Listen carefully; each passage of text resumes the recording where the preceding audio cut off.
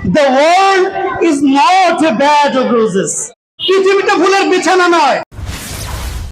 আমি আছি জবে, কিন্তু আমার সন্তান কিভাবে সফল হবে?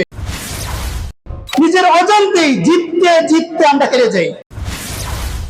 আপনি সকালের সূর্য ওঠাও দেখতে চান, আবার ঘুমানো ভালো লাগে, ইম্পসিবল, এটা সম্ভব নয়।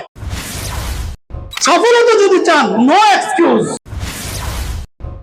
আমাদের সন্তান কিভাবে সফল হবে সেটার জন্য আমরা সবসময় উদ্বিগ্ন, সবসময় আমাদের চিন্তাটা সবসময় এখানে পড়ে থাকে। আমি আছি জবে, কিন্তু আমার সন্তান কিভাবে সফল হবে এটার জন্য চিন্তিত থাকি। কিন্তু আলটিমেটলি আমরা চিন্তা করতে করতে করতে এমন একটা ভুল পথে চলে যাই, নিজের অজান্তেই জিততে জিততে আমরা হেরে যাই। তো সেই জায়গায় একটু কথা বলি। আমাদের অভিভাবক যারা, বিশেষ করে স্পেশালি আমি বলছি উত্তরা ক্যাম্পাসে যারা আছেন, তাদের রেসপন্সিবিলিটিটা, তাদের প্রতিষ্ঠানের প্রতি যে একটা দায়বদ্ধর জায়গাটা, আলহামদুলিল্লাহ আমাদের উপরস্থ মহল এটা স্বীকার করেছেন, অনেকটাই বেড়েছে। হাজিরা খাতা, হাজির হওয়া, বাচ্চাদের ডায়েরি স্বাক্ষর করা, এই ব্যাপারে যথেষ্ট সারা আলহামদুলিল্লাহ আমরা পেয়েছি। আমরা আপনাদের থেকে আরো ভালোবাসা চাই, আরো রেসপন্সিবিলিটি চাই, আরো কৃতজ্ঞতা এবং আপনাদের সচেতনতা আমরা আরো কামনা করি। সেই জায়গায় আমরা বলবো, অনেক সময় কিছু কিছু অভিভাবক আমরা এত এক্সকিউজ দাঁড় করাই যে আমার এই সমস্যা, আমার বাচ্চাটা অসুস্থ, একটু কাশি দিয়েছে, তারপর একটু পথঘাট একটু ভিজা ছিল, বৃষ্টি কাদাযুক্ত ছিল, এরকম নানা এক্সকিউজ দেই। একটা কথা মনে রাখবেন, the world is not a bed of roses. পৃথিবীটা ফুলের বিছানা নয়। আপনি সকালের সূর্য ওঠাও দেখতে চান, আবার ঘুমানো ভালো লাগে, ইম্পসিবল, এটা সম্ভব নয়। হয়তো সূর্য ওঠা দেখতে চাইলে ঘুম বাদ দিতে হবে, ঘুম বাদ দিতে চাইলে সূর্য ওঠা আপনি দেখতে পারবেন পারলে। আপনি সফলতাও চান, আবার অলসতাও করেন, ইম্পসিবল, দুইটা কখনো এক হতে পারে না। সো আপনাকে সচেতন হতে হবে যে সফলতা আনতে গেলে আপনাকে স্যাক্রিফাইস করতে হবেই হবে, হবেই হবে, হবেই হবে। এই জায়গায় আমাদের সচেতনতা অনেক বেশি জরুরি। দুইটা ছোট্ট উদাহরণ দেবো, একটা জেনারেল, একটা অ্যারাবিক। জেনারেলদের মধ্যে যদি আমরা চিন্তা করি, সারা বিশ্বের মধ্যে বড় বড় প্রভাবশালী বৈজ্ঞানিক যারা আছেন, তাদের মধ্যে স্টিফেন হকিং, তার কথা আমরা খুব ভালোভাবে জানি। বলেন তো, যে বাচ্চাগুলোকে আপনি প্রতিষ্ঠানে ভর্তি করেছেন আলহেরায়, আপনার বাচ্চাকে কেউ আছে প্রতিবন্ধী? এমনকি একজন আছে? নেই। অন্ধ আছে? নেই।